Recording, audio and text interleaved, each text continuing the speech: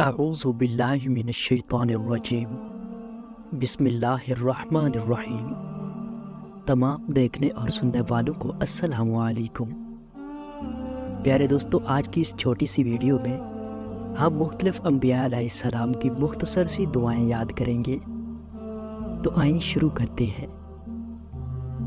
حضرت یوسف علیہ السلام کی دعا۔ بسم اللہ الرحمن الرحیم۔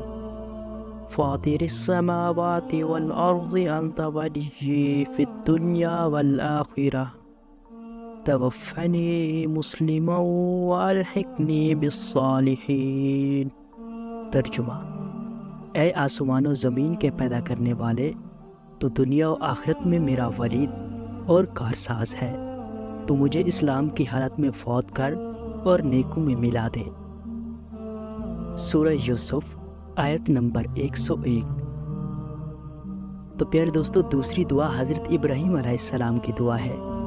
بسم اللہ الرحمن الرحیم۔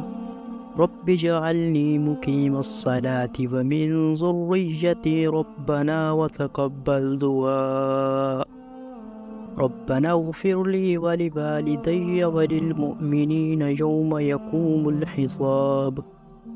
ترجمہ: اے میرے پالنے والے، مجھے نماز کا پابند رکھ اور میری اولاد کو بھی۔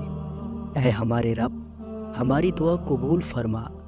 اے میرے پروردگار، مجھے بخش دے اور میرے ماں باپ کو بھی بخش دے اور دیگر مومنوں کو بھی جس دن حساب ہونے لگے۔ سورہ ابراہیم آیت نمبر 40 تا 41۔ حضرت موسیٰ علیہ السلام کی دعا۔ بسم اللہ الرحمن الرحیم۔ رب انی لما انزلت الی من خیر فقیر۔ ترجمہ: اے ہمارے رب، تو جو کچھ بھلائی میری طرف اتارے میں اس کو محتاج ہوں۔ سورہ القصص آیت نمبر 24۔ حضرت آدم علیہ السلام کی دعا۔ بسم اللہ الرحمن الرحیم۔ ربنا ظلمنا انفسنا وإن لم تغفر لنا وترحمنا لنكونن من الخاسرین۔ اے ہمارے رب، ہم نے اپنا بڑا نقصان کیا، اور اگر تو ہماری مغفرت نہ کرے گا اور ہم پر رحم نہ کرے گا تو واقعی ہم نقصان پانے والوں میں سے ہو جائیں گے۔ سورہ اعراف آیت نمبر 23۔ حضرت محمد صلی اللہ علیہ وآلہ وسلم اور امت مسلمہ کی دعا۔ بسم اللہ الرحمن الرحیم۔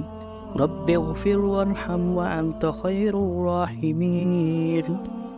اے میرے رب، تو بخشش اور رحم کر اور تو سب مہربانوں سے بہتر مہربانی کرنے والا ہے۔ سورہ مومنون آیت نمبر 118۔ حضرت محمد صلی اللہ تعالیٰ علیہ وسلم کی دعا۔ بسم اللہ الرحمن الرحیم۔ ربنا آتنا فی الدنیا حسنة وفی الآخرة حسنة وقنا عذاب النار۔ ترجمہ: پروردگار، ہم کو دنیا میں بھی نعمت عطا فرما اور آخرت میں بھی نعمت بخشنا اور دوزخ کے عذاب سے محفوظ رکھنا۔ حضرت نوح علیہ السلام کی دعا۔ بسم اللہ الرحمن الرحیم۔ رب انی مغلوب فانتصر۔ ترجمہ: میرے رب، میں بے بس ہوں، تو میری مدد فرما۔ حضرت یونس علیہ السلام کی دعا۔ بسم اللہ الرحمن الرحیم۔ لا الہ الا انت سبحانک انی کنت من الظالمین۔ ترجمہ: الہی، تیرے سوا کوئی معبود نہیں، تو پاک ہے، بے شک میں ظالموں میں ہو گیا۔ سورہ انبیاء آیت نمبر 87۔ تو پیارے دوستو، یہ تھی آج کی ویڈیو۔ اگر آپ اسلامک ویڈیوز دیکھنا چاہتے ہیں تو اسلامی بندہ یوٹیوب چینل ضرور سبسکرائب کریں۔ شکریہ۔